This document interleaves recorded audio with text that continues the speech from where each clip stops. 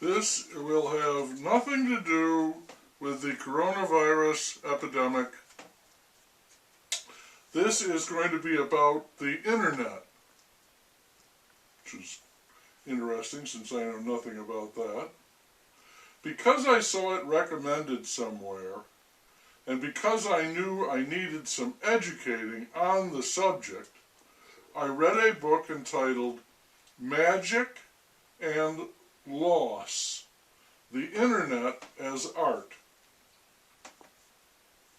When someone combines the internet and magic, I am immediately reminded of a fairly well-known quote by Arthur C. Clarke.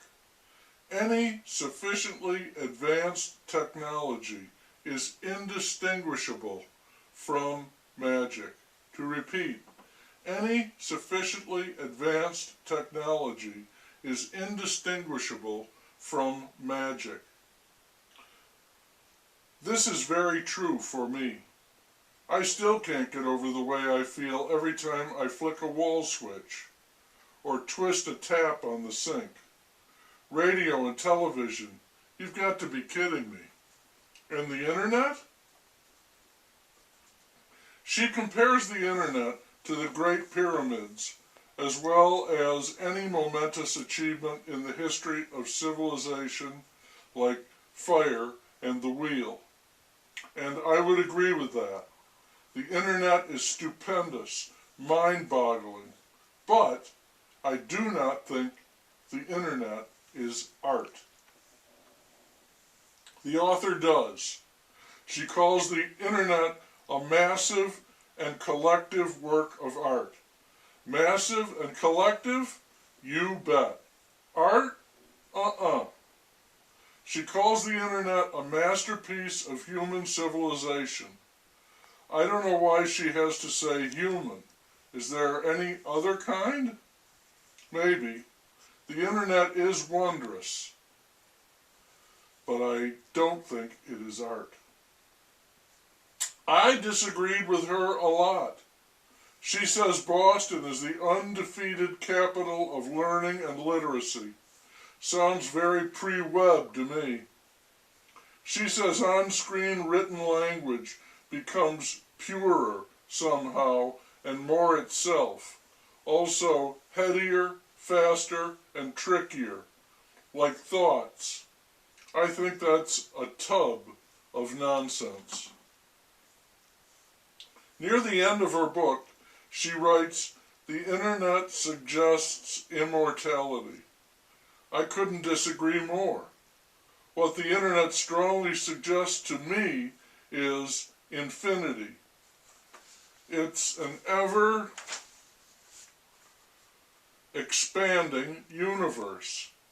And when I think of it like that, as a whole entity, it's breathtaking. Absolutely.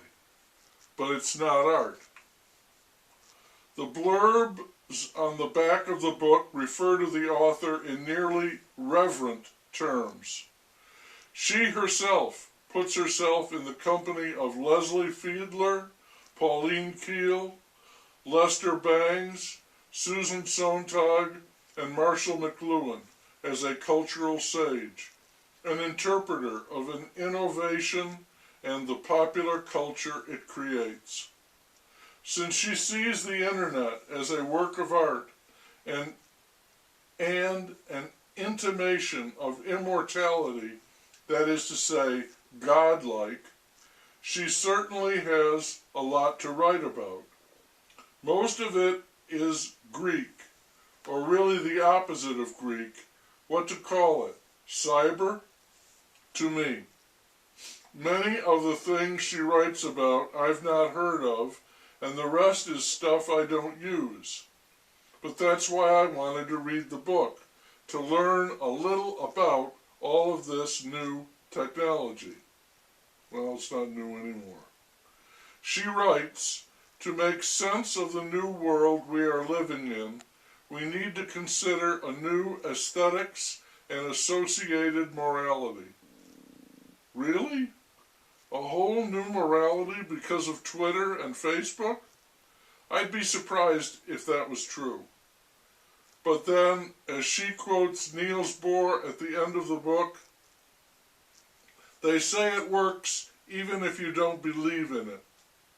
He was speaking, by the way, about a lucky horseshoe, not quantum mechanics.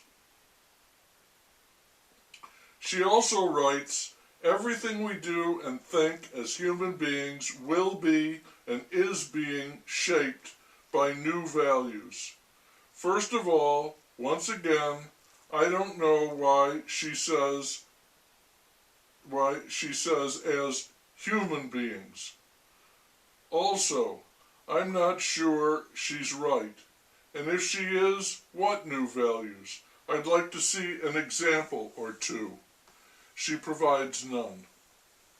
She says that she contributed a total of 3 overwritten comments to a website, and there was a period when she became addicted to reading posts about perfume.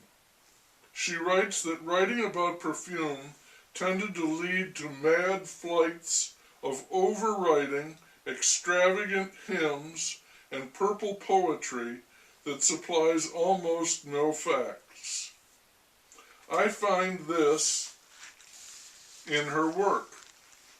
She devoted, and I do mean devoted, 20 or 30 pages to the Kindle.